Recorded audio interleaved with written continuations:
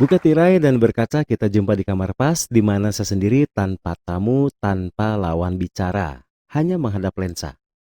Judul episode kali ini adalah Save Interpersonal Skill. Kebanyakan orang lebih percaya pada kemampuan akademik yang dimilikinya, sehingga cenderung melupakan kemampuan interpersonal. Padahal kemampuan akademik yang dipelajari selama proses perkuliahan belum 100% bisa menjawab masalah hidup. Kenyataannya kita bekerja tidak dengan benda atau teknologi, tapi kita bekerja dengan manusia. Mesin, komputer, dan sebagainya hanyalah alat bantu. Toh pada akhirnya output semuanya juga adalah manusia. Manusia memiliki kompleksitas masalah yang tinggi sehingga tidak ada satu metode pun yang bisa menebak dengan tepat jalan pikiran manusia. Ada satu benang merah yang bisa digeneralisir. Manusia menginginkan kebahagiaan. Jadi, bahagiakan saja mereka dan mereka akan menyukai Anda. Kemudian mereka akan membutuhkan Anda. Apapun yang Anda inginkan dari mereka akan terwujud. Banyak orang yang memiliki kemampuan akademis yang sama dengan Anda. Lihatlah pada saat wisuda. Pastinya yang diwisuda bukan cuma Anda. Itu cuma kampus Anda loh. Belum di kampus lain di kota Anda, belum di kota lain, belum di provinsi lain. Artinya kalau hanya sarjana, dijamin jumlahnya banyak banget. Jadi untuk bisa berhasil dalam kehidupan, kemampuan akademik harus ditunjang dengan kemampuan interpersonal. Setidaknya faktor inilah yang akan menjawab pertanyaan kenapa orang yang memiliki prestasi akademik yang bagus banyak yang gagal dalam berkarir, dan sebaliknya banyak juga orang yang prestasi akademiknya pas-pasan tapi justru berhasil dalam kehidupan. Pada dasarnya manusia akan tertarik pada dirinya sendiri. Orang lain akan menyukai Anda kalau Anda berhasil membuat mereka nyaman dan bahagia. Jadi sangat penting apabila kita bisa membuat pendekatan yang mudah, membangun hubungan yang hangat dengan orang lain, hingga membangun hubungan yang konstruktif. Setuju atau tidak, keahlian yang paling dibutuhkan di era global adalah keahlian interpersonal yang mencakup empati, mampu berkomunikasi secara efektif, memiliki kemampuan mendengar, mempunyai komitmen tinggi, menghormati orang lain, dan objektif. Selanjutnya, kita dituntut untuk memiliki keahlian dalam melayani orang lain, memiliki keahlian berpikir, mampu beradaptasi dengan lingkungan, memiliki kreativitas, mampu mengembangkan diri hingga memiliki keahlian teknis.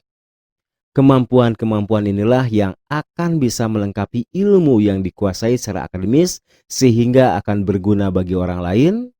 Dan ingat sekali lagi bahwa kita akan bekerja dengan manusia.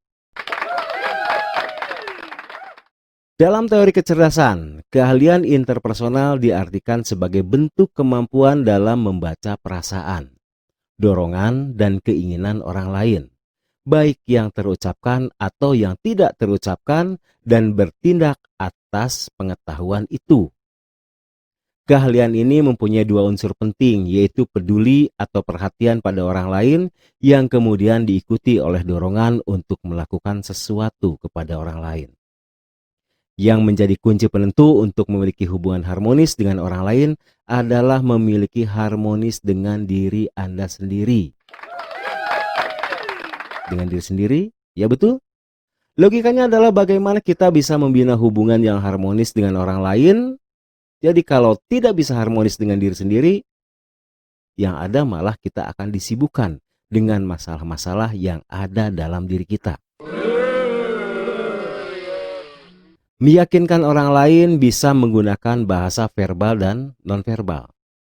Menggunakan bahasa verbal tentunya kita bisa terampil dalam mengolah kata, mengatur jeda dan juga intonasi supaya orang yang mendengar bisa terpengaruh. Sementara bahasa nonverbal bisa disampaikan melalui bahasa tubuh, pakaian, simbol yang kita pasang di pakaian, atau gelar yang melekat di nama kita. Supaya lebih mantap, Ketahuilah dengan apa kita akan bisa disukai oleh orang lain. Ini penting. Bukankah kita mengharapkan linearitas dari hal positif yang kita lakukan terhadap orang lain? Penampilan fisik. Orang cenderung akan menyukai orang yang menarik secara fisik. Pria yang berwajah tampan, wanita yang berwajah cantik, dengan tubuh yang proporsional akan lebih disukai. Terus bagaimana dengan orang yang bernasib seperti saya?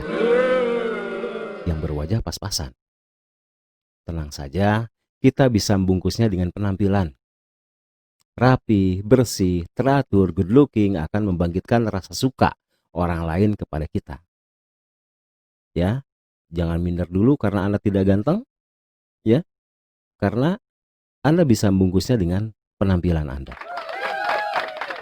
Terus bagaimana kalau orang udah nggak ganteng dan juga nggak bisa rapi? Mungkinkah dia disukai oleh orang lain? Nah, kuncinya ada pada kompetensi, kreativitas, smart, dan memiliki kemampuan teknis. Ini akan menjadi senjata Anda. Biarpun gak ganteng, biarpun gak rapi, tapi kalau Anda pintar, Anda akan disukai. Orang akan menyukai orang-orang yang menghargainya. Prinsipnya, semua orang ingin diakui dan dihargai. Pasti Anda pun seperti itu. Ini akan menjawab, kalau Anda tidak ganteng, Anda tidak pintar, Anda tidak rapi, tapi selama Anda bisa menghargai orang lain, Anda akan disukai oleh orang lain. Orang lain pun akan menyukai orang yang mau mendukung. Apalagi kalau dukungan ini disertai oleh upaya korektif bila Anda yang didukung itu melakukan kesalahan. Walaupun pada dasarnya setiap orang tidak suka dikritik, tapi jika koreksi kita baginya masuk akal, dia pasti akan berterima kasih pada Anda. Nah, apalagi yang ditunggu? Kuasai kemampuan interpersonal dan rasakan keajaibannya.